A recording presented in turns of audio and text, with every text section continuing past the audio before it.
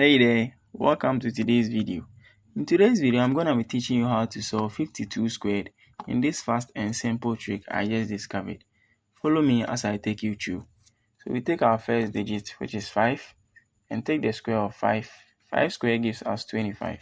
So we can put 25 on one side like this. And take the next, which is 2.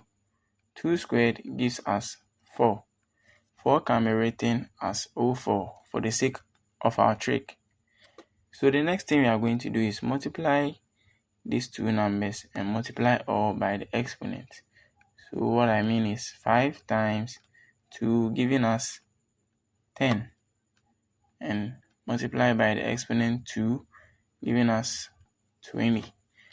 So we can write 20 here and add a 0 to the end and sum it all up. 4 plus 0 is 4. 0 with 0 remains the same. 5 plus 2 gives us 7. And 2 also maintains its position. So 52 squared is nothing else but 2,704. Thanks for watching this video and don't forget to subscribe and like. See you in the next one. Bye bye.